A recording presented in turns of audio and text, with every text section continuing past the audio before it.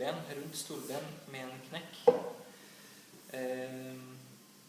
Og min problemstilling var så å få den knekken med en rett skarp vinkel, spesielt inne i hjørnet bak. Og jeg tenkte på forskjellige måter å frese det. Så jeg startet først med å lage en test hvor jeg så satte en håndhåndfrese på undersiden av et bord med et rundningsjern som stakk li opp, og laget en test med det. Det var jeg veldig skeptisk til, fordi mellomrommet mellom stål og kuleleie, jeg tenkte at det ville gi problemer, men i min test så jeg at det fungerte utmerket. Det viktige var at jeg skulle ha et stykke i enden her som ikke skulle freses, sånn at jeg hadde støtten fra firkantene, sånn at jeg kunne holde den stabilt ned mot sånn der. Men det funket ganske utmerket, så det jobbet jeg videre med, det var det jeg satset på at jeg ville gjøre.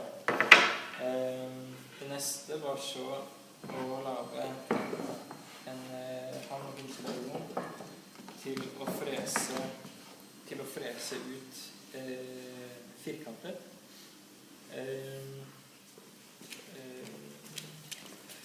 Det var så ganske enkle skabloner som det her, hvor jeg så har brukt først laget den ene, og så tegnet over fra denne skablonen til den, så de passer precis til hverandre. For det er viktig at de er veldig presise, for hvis det er noen små uenigheter, så vil det gi en tykkelsesforskjell på mitt emne. Og det vil så gjøre at rundingsfresningen blir dårlig, og at det blir et ujevnt ben.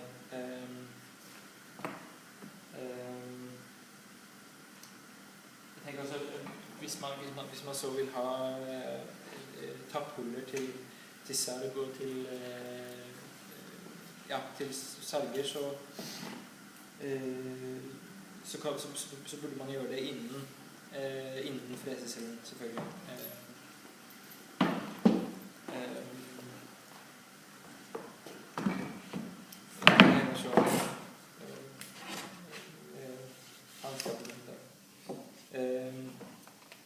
En annen viktig ting det er at når man sager ut sine emner, så at man passer på at det kommer, at man legger det riktig i forhold til overretningen. Hvis man legger det sånn, så vil det bli fint. Det følger årene her, men her vil det gå veldig på tvers av årene. Hvis man plasserer det sånn, så vil man få det bedre fordelt, på en måte, eller man vil få et lengre stykke her. Så det er jo viktig. Og jeg har funnet ut at det, så får man også bedre utnyttet sin planke. Jeg vet ikke om I kan se det, men her er det, jeg har tegnet opp litt, og av dette stykket kan jeg faktisk få 5 gen som det er.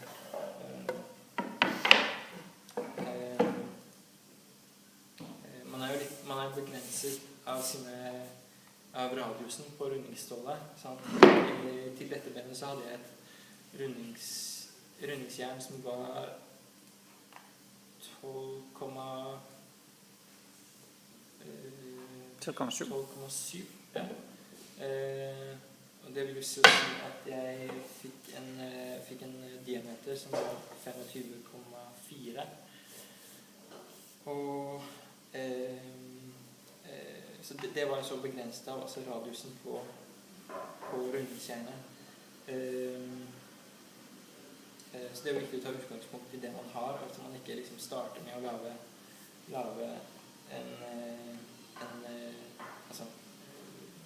starte med å lage et ben som er tykkere enn det hjernen man faktisk har, eller det man kan få tak på. Dette er jo bare en test, men 25 blir tynt nok til det storben. Jeg vil jo ha det tynt, men måske litt tykkere. Og jeg tenker at hvis det skal være spinkelt, så skal det være i ask, for det har en god elastisitet, og det er et sterkt treslag som kan holde til det.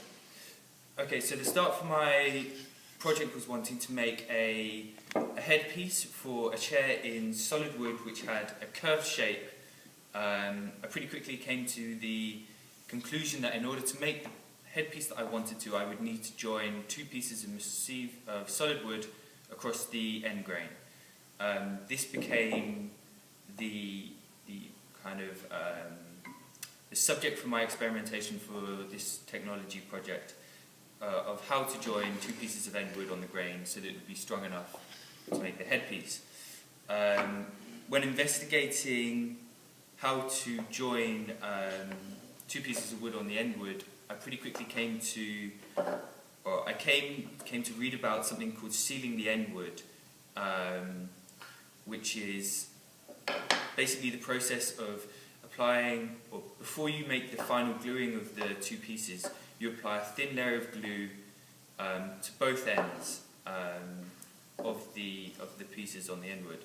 This is because if you think about the structure of the grain and the pores on the end wood, the end wood is, if you magnify it, it's essentially like a row of straws. So when you apply glue to the end wood, the glue is very easily sucked down into the pores and it's taken away from the surface. So when you eventually press the two joints together, you have a very small surface contact area, which makes for not as strong joint as if you were gluing long grain together, like this. So the process of sealing the end grain is essentially to apply a thin layer of watered down glue to the end grain on both ends. The glue is watered in a ratio of 1:1 with water, and you apply a thin layer and wait for it to dry for about 15 minutes, but it doesn't want to dry completely. It kind of sucks into the pores and kind of gets to that sticky consistency. At that point, I then applied a final layer of regular glue and pressed them together. So my process then became about finding a series of different joints that I could potentially use to make a body piece. I chose to make a series of joints that represented a cross-section of joints made on machines and joints made by hand. I made 10 different joints, and then all of them were tested at the Teknologi Institute using a machine that would press directly down over the middle of the joint and measure the amount of pressure that was required to break them. The results were such that they weren't exactly as I expected them to be. Some of the joints which I expected to be the strongest turned out to be some of the weakest, and some of the joints which I expected to be the weakest turned out to be some of the strongest. This was because of some variables within the process of making the joints. They weren't all made 100% correctly. So it was difficult to calculate, or it was difficult to read that the results that I got were 100% accurate. Then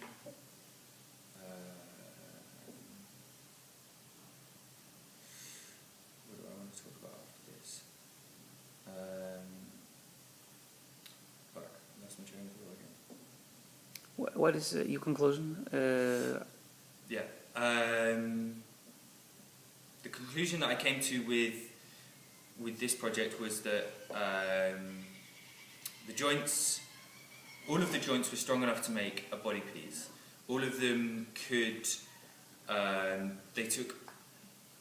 took over 100 kilograms to break, which is more than enough to use for a body piece. The second conclusion that I came to is that the joint has to be well made in order to function correctly.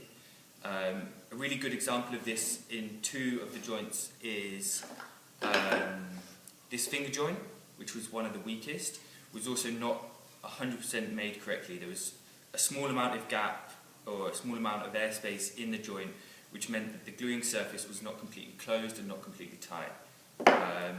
In comparison, the joint which was just glued to clean-cut surfaces end to end was one of the strongest. My conclusion being that a joint that is well made, a simple joint that is well made and well executed and well glued together is better than a complex joint which is badly made.